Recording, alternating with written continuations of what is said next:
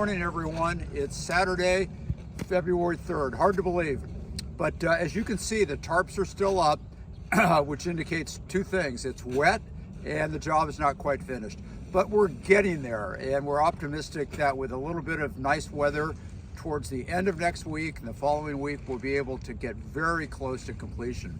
So today I'll just take a moment and explain what's left, because really, other than sodding, there's not too much to go.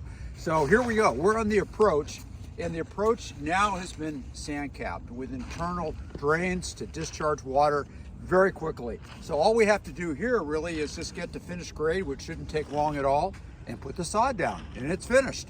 Okay. So now we're on the front of the green, and the green expansion was done this past week. So now we have an extra 10 or 12 feet of green that is cuppable. We adjusted the grade on the old part of the green, the existing part, and that marries in very nicely to the green expansion.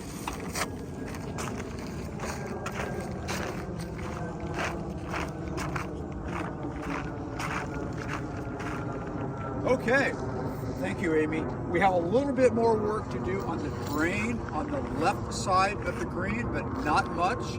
And one of the things we have to do to make this project extra special, and it will be, is to lower the right side of the green a little bit so it marries in nicely to the bunker and the edge of the green. So that entails just sod cutting, taking some shovels and moving about 2 inches in terms of depth of the soil out, and then relaying the existing sod.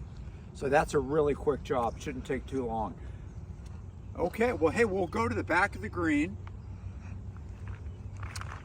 And as you can see, the green is intact, as we mentioned last time, and it should be ready to go once the project is completed on the perimeter and we're sodded. Then we don't have to worry about the green because it's intact and we're good to go there.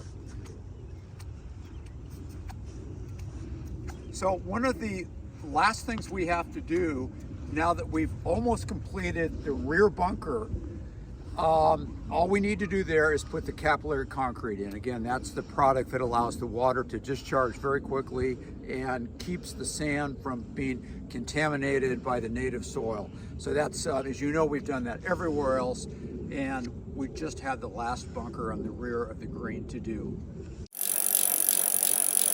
Amy is doing a great job following me along, and I'm going to give her a quiz later just to see if she's going to pass this test, but I think she is. So anyway, one of the last things we have to do is, as we did in the front, we're going to enlarge the back left of the green, and that's called a green expansion.